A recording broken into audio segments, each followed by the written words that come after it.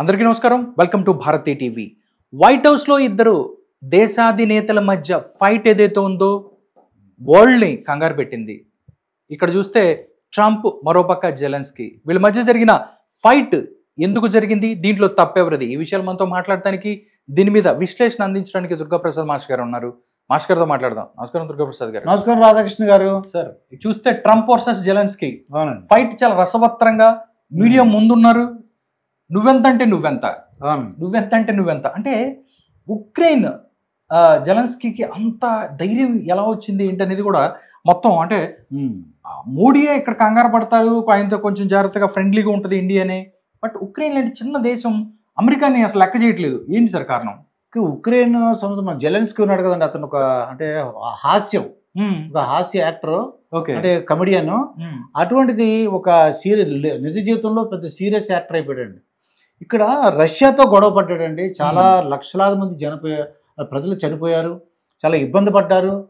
ఇతని మొండికి ఇతని ముఖ్య కారణం ఏంటంటే రాబోయే ఆర్టిఫిషియల్ ఇంటెలిజెన్స్ కానీ, ల్యాప్టాప్లు కానీ, రాబోయే ఎలక్ట్రిక్ కార్స్, లేదా మోడర్న్ సెల్ ఫోన్స్ అన్నీ కూడా ఒక ప్రత్యేకమైన మెటల్ ఉపయోగిస్తే అదే లీథియం టిటానియం అండి. ఆ లీథియం టిటానియం డిపాజిట్స్ అన్నీ కూడా 98% ఉక్రెయిన్లో ఉన్నాయి. నిజంగా అవి కానీ ఇస్తే ఆ జెలెన్స్కీ అతను ప్రపంచానికి, మానవాళికి ఎంతో ఉపయోగపడుతుంది అది టెక్నాలజీ.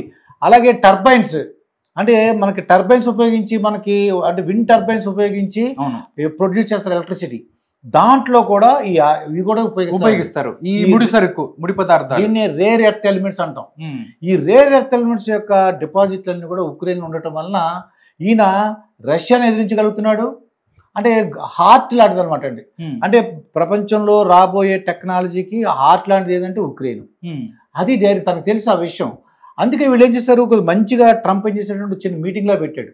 మీటింగ్లా పెట్టి మనకొక్కడికే కాదు ప్రపంచాన్ని అంతా ఉపయోగపడుతుందంటే వీళ్ళిద్దరు గొడవ వలన 9 లక్షల కోట్ల షేర్లు రేట్లు పడిపోయి వాళ్ళు ఆవిరైపోయిందండి. ఈ రోజు జరిగిన ఫైట్ వల్ల. ఎందువల్ల ఫర్ ఎగ్జాంపుల్ ఇవాళ ఒక రిలయన్స్ షేర్ ఉందండి, ఇది 100 రూపాయలు. ఈ గొడవ వలన 80 రూపాయలు అయిపోయింది. అంటే నా దగ్గర షేర్ ఉంది 100 రూపాయలు, కానీ ఎవడు అమ్ముదాం అంటే 80 రూపాయలే. నిన్న 100 రూపాయలు ఉంది, అంటే 20 రూపాయలు గాల్లో పోయింది, ఆవిరైపోయింది అంటాం. అంత 9 లక్షల కోట్ల యొక్క సంపద ఆవిరైపోయినట్టుమాట. ఇవి జెలెన్స్కీని అతను కూడా కొద్దిగా దిగి రావాలండి. అతను ఇప్పటికే రష్యాతో గొడవలు ఉన్నాయి, ఇప్పటికైనా నేను మార్చుకోవాలి, నా పద్ధతులు మార్చుకోవాలి, ఉక్రెయిన్ ఉన్న డిపాజిట్లన్నీ కూడా ప్రపంచానికి ఉపయోగపడతాయి, తను ఏ విధంగా ఆ డిపాజిట్లు ఇచ్చి తనకి ఏం కావాలి, ఆ దేశ ప్రజలకు ఏం కావాలి అలా ఆలోచించాలి తప్ప గొడవ పడతాం అంటే ఏంటి, నువ్వేం చేయగలవు అనేసి ఒక లెక్కలేనితనం అనమాట ఇది. దీనివల్ల ఇబ్బంది పడేది మొత్తం ప్రపంచం అంతా. ఒక రష్యాతో గొడవ పడ్డాడు, ఇప్పుడు అమెరికాతో గొడవ పడుతున్నారు. ఇప్పటికైనా ఒక నయాన భయం. ఇంకోటి చాలా దారుణమైన విషయం ఏంటంటే ఏదైనా ఉంటే ఒక రహస్య ప్రదేశంలో జరగాలండి ఇది మీటింగ్. మరి ప్రెస్ మీట్లో అందరూ ప్రపంచ ప్రజలందరూ కూడా చూస్తుండగా వీళ్ళిద్దరూ మాట్లాడుకోవడం చాలా అన్యాయం, అక్రమం. అసలు ఆయన కూడా చాలా వార్నింగ్ ఇచ్చాడండి, దీనివల్ల నువ్వు చాలా ఇబ్బంది పడతావు ఆల్రెడీ. ఏదో ట్రంప్ వార్నింగ్ ఇచ్చాడు. ఏదేమైనా అతను జెలెన్స్కీని అతను మారాలండి. మారితే ప్రపంచానికి ఉపయోగపడుతుంది. తనకి ఏం కావాలి, తన దేశానికి ఏం కావాలి, ఆ రష్యాకి ఏం కావాలి, వీళ్ళందరితో కూడా మైత్రితో ఉంటే ప్రపంచకి శాంతి వస్తుందండి. ప్రపంచ శాంతి వలన అందరూ కూడా అంటే సంపద పెరుగుతుంది. సంపద పెరుగుతుంది, అందరికీ సౌకర్యాలు పెరుగుతాయి, అందరూ కూడా సుఖంగా బతకడానికి అవకాశం ఉంది. సార్, దీంట్లో ట్రంప్ కొన్ని సంచలన వ్యాఖ్యలు చేశాడు. ఒక మాట కూడా అన్నాడు, స్టూపిడ్ ప్రెసిడెంట్ అని చెప్పి ఆయన్ని మాట్లాడిన పరిస్థితి. దాంతోపాటు ఇంకా చాలా కూడా మూడో ప్రపంచ యుద్ధం వస్తుంది, మీ వల్ల ఇంతమంది ఇబ్బంది పడుతున్నారు, అవునండి, లేకుండా చేస్తాము, అవి మేము లేకుండా చేస్తామని కూడా మాట్లాడాడు. అంటే ఇలా మాట్లాడతాం అనే దాన్ని ఎలా చూస్తారు? ఇది గొడవ పెంచుకోవటం అంటారు, తగ్గించుకోవటం అంటారు? ఒక్క మనిషి వలన చూడండి మొత్తం దేశం అంతా ఎలా అయిపోతున్నది. ఆ ఒక్క మనిషి యొక్క అహం, అంటే నేనే గొప్ప, అంటే ఆ వయసుకి నాకు అనిపిస్తుంటది ఒక ప్రెసిడెంట్ అవ్వాలంటే అబోవ్ 60 ఉండాలి అనిపిస్తుందండి. ఒక అంటే మెచ్యూరిటీ మైండ్ ఉండాలి. అతను కొద్దిగా యంగ్స్టర్గా ఉన్నాడు, అతని వయసు చూస్తుంటే జ్ఞానం లేదండి అది. అంటే ఒక మూర్ఖత్వం అంటారు, మూర్ఖత్వంగా మాట్లాడడం. ఇది అతను ఆలోచించవలసింది రష్యా, అమెరికా కాదండి, ప్రపంచానికి ఉపయోగపడుతుంది.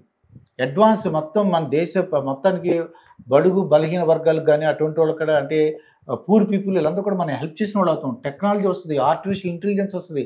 ఆర్టిఫిషియల్ ఇంటెలిజెన్స్ వలన మెడికల్ ఎయిడ్, క్యాన్సరు, తర్వాత హార్ట్ సంబంధించినవి, లివరు, కిడ్నీ, ఇవన్నీ కూడా ఆర్టిఫిషియల్ ఇంటెలిజెన్స్ ఉపయోగించి చాలా మెరుగైన చికిత్సా విధానం వచ్చేస్తుందండి ఇది. ఓకే, దానికి ఈ ఎలిమెంట్స్, రేర్ ఎర్త్ ఎలిమెంట్స్ కావాలి. అతను ప్రపంచం ఇండైరెక్ట్గా ప్రపంచం యొక్క ఆరోగ్యాన్ని కూడా తను సహకరించినట్టు అవుతుందండి. ఓకే, అంటే సార్ ఈ రోజు ఏదైతే ఆ ఒప్పందాల మీద సంతకాలు చేయడానికి వెళ్ళిన వాళ్ళు వెనక్కి వెళ్ళిపోయారు, తర్వాత ఏదన్నా దీనికి సంబంధించి, ఎందుకంటే ప్రపంచానికి ఉపయోగపడే దానికి సంబంధించిన ఖనిజాలన్నీ అక్కడ ఉన్నాయని చెప్తున్నారు, తర్వాత ముందుకెళ్ళే అవకాశం ఉందా, ప్యాచప్ ఏదన్నా అయ్యే అవకాశం ఉందా ట్రంప్ అండ్ జెలెన్స్కీకి? ఆఫ్టర్ దట్ రష్యా కూడా, అంటే రష్యా నేను చెప్తే వింటది అన్నది కూడా మాట్లాడుతున్నారు. నిజంగా అమెరికా రష్యాని కంట్రోల్ చేయగలదని మీరు భావిస్తున్నారా? ఏం చెప్తారు? ఇక్కడ జెలెన్స్కీ ఏం చేస్తారంటే తను తెలిసిన కొన్ని కంట్రీస్తో మాట్లాడుకుంటాడు. గ్యారంటీ చెప్పి నేను ఎలా మాట్లాడాలని అడుగుతాడు. గ్యారంటీ ఎవరైనా సరే హ్యూమన్ నేచర్ అంటే ఇలా చేశాను ఏంటంటో నీ అభిప్రాయాన్ని వాళ్ళ ఫ్రెండ్స్ లాగా ఉన్న కంట్రీస్ని అడుగుతారు. అడిగి నువ్వు చేసిన తప్పు భాష అని చెప్తారు గ్యారంటీగా. భాష మార్చు, నువ్వు నీకేం కావాలో చెప్పు. ఓకే, నీకేం కావాలి చెప్పు. స్టూపిడ్ ప్రెసిడెంట్ అని అనిపించుకున్నావు, అలా కాదు, నువ్వు ఏంటంటే ప్రజలకు ఉపయోగించు, ఆ మెరుగైన వైద్యం రావాలి, చాలా మంది ఇబ్బంది పడుతున్నారు, ఇప్పటికైనా ఆ రష్యా అమెరికాతో మైత్రిగా ఉండు, డెఫినెట్ గా చెప్తారు. మళ్ళీ రేపు ఎల్లుండో చూడండి, డెఫినెట్ గా వాళ్ళకి ప్యాచప్ అవుతారు, కాంప్రమైజ్ అవుతారు. ఈ మూడో ప్రపంచ యుద్ధం మాత్రం రాదు సార్, 100% రాదు. అందరూ కూడా ఆయన బాబు, ఎందుకంటే ట్రంప్ మాట్లాడిన దాన్ని బట్టి చూస్తే థర్డ్ వరల్డ్ వార్ వచ్చే అవకాశం ఉంది, దానికి నువ్వే కారణం అవుతావు అని చెప్పి ఆయన మాట్లాడి భయపెడతానికి చేశారంటారా, లేకపోతే డెఫినెట్లీ వచ్చే అవకాశాలు ఏమైనా ఉన్నాయంట? అసలు వచ్చే అవకాశం లేదు, కానీ ముందు అలా భయపెట్టకపోతే ఏమవుతుందంటే ఇంకా రెచ్చిపోతాడు. రెచ్చిపోయి ఏదో పుచ్చిపోవడం అన్నట్టు మొత్తం ప్రపంచం పుచ్చిపోతుంది. అతనేం కాదు. ఇప్పుడు రష్యా ఒకటే, అప్పుడు రష్యా మీద అంటే ఇది దాడి చేయడానికి ట్రై చేశాడు, హైలీ ఇంపాసిబుల్. ఇప్పటికైనా ఆ జెలెన్స్కీ తన మనసు మార్చుకుని ప్రపంచ మానవాళికి శాంతియుతమైన ఇటువంటి టెక్నాలజీకి, ఆర్టిఫిషియల్ ఇంటెలిజెన్స్కి ఉపయోగించే ఆ లీథియం, టిటానియం, ఆ ఖనిజాలు, అటువంటి ఓర్స్ కానీ మినరల్స్ కానీ అవన్నీ కూడా ప్రపంచానికి ఇవ్వాల్సిన బాధ్యత ఆయన మీద ఉంది. ఓకే, తిరుగుబాటు వస్తుంది. దానికి సంబంధించి మైత్రి చేసుకోవాలంటారు. తప్పకుండా వాళ్ళు కాంప్రమైజ్ అవుతారు డెఫినెట్ గా. ఓకే, చూద్దాం సార్. ఇప్పుడైతే ప్రజెంట్ అయితే పరిస్థితి ఈ రోజు వరకు అయితే అలాంటి పరిస్థితి లేదు. చూద్దాం, అంటే జెలెన్స్కీ ట్రంప్ మధ్య జరిగిన ఏదైతే ఈ ఫైట్ ఏదో సమస్యపోయే అవకాశం ఉందా, ఏదైతే మానవాళ్ళకు ఉపయోగపడే ఏదైతే ఆర్టిఫిషియల్ ఇంటెలిజెన్స్కి ఉపయోగపడే ఖనిజాలు అవ్వచ్చు, ఇవన్నిటి కూడా వాటితో ఒప్పందాలు జరుగుతాయా లేదో తెలియాలంటే మనం కొన్ని రోజులు వెయిట్ చేయాల్సిందే.